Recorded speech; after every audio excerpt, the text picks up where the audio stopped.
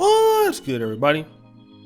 It's your boy, O'Shea Duke Jackson, back at it again with another episode of The Celebrity Junk.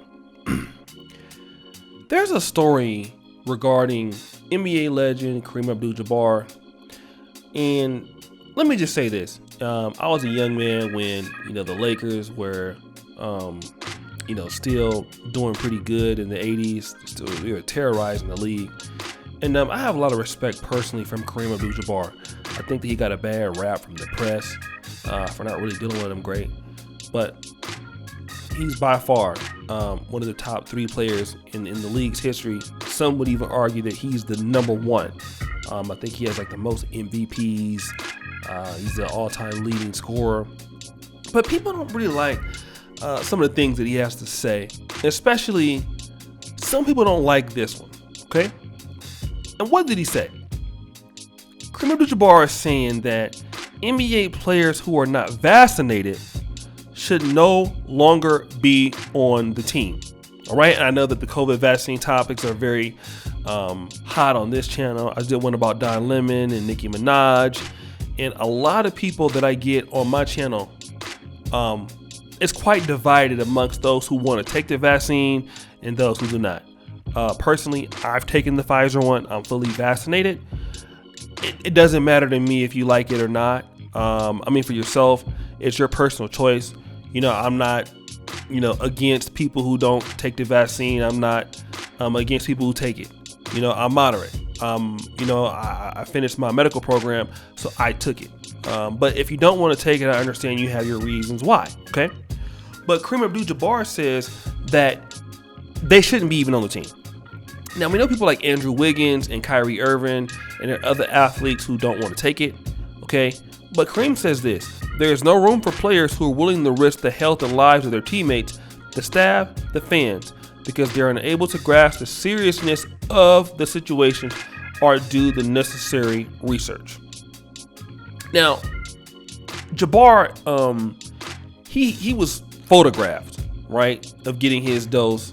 And many people have done that, many celebrities, many folks have done that, but you have other people who are totally against it, right? And they think that, well, if it's a lot of research, why did it come out so fast? Because typically vaccines take a lot more time to get through. The FDA typically approves things in 5 years. They were able to approve this within a year. And again, that's just, your particular points of view. But I will say this: what we're going to see is a more serious divide in the American society between those in the employment field. You're going to have your more progressive cities. So for those of you who are, Democratic and you like the left, if you're in New York City, hey, they're going to really crack down on that. All right. Joe Biden's regime, they're not playing around with the COVID stuff. If that's what if you're on the left, if you vote liberal, those cities, the Seattles of the world, San Francisco of the world, the Los Angeles of the world, the Californians of the world, those Portlands and those places, those cities are going to be really, really serious. You're even seeing it right now in the airports. And let me tell you this: I flew into Kampala, Entebbe, on the 15th. Okay, I left on the 15th from Poland and got here on the 16th. So there's a line. Once you come in, you gotta show your COVID test. So you take the PCR test before you get here. Then, if you're not vaccinated, they make you retest again, which can hold you hostage for a few hours, up to a day or 2 days, however long it is. Some people, right? I believe Thailand, SBK was telling me this, that you can't even go to Thailand anymore if you're not fully vaccinated. You take out $100,000 a year in COVID insurance. All right. You test from your home location. And even if you're vaccinated, you got to retest again to Thailand. And some countries are going to be like, listen, if you're not vaccinated, you can't even enter the country. All right. That's where I think this is going. And you're going to get a lot of the division in sports. Some players, I can see that the NBA is gonna really make some players make the decision as if you want to play in the league, you're gonna be missing home games. And I believe, if I'm not mistaken, I saw a media takeout. I don't know how true this is, but the NBA it's possible. I'm not saying that they will do this, but the NBA could possibly fine players for games that they miss if they're unvaccinated. So let's say, for example, the Brooklyn Nets, right? They're in New York. So Kyrie Irving, if he doesn't get vaccinated, and if he misses games, they won't get paid. Okay? You won't get paid. There are 45 to 50 NBA players who have not been vaccinated. There's speculation that, usually they're going to be probably 0 players who won't, because no one's going to want to miss that money. But, Andrew Wiggins has come out flat out and said, he doesn't want to take it, and I understand that. But listen, if this is going to affect sports athletes, I keep trying to tell people, I even see it now. All right? I even see it now. I mean, I'm even seeing, even a place like Uganda, where now, like, anybody can go get vaccinated. You can just stand in a line, and it's like 2 or 3 hours.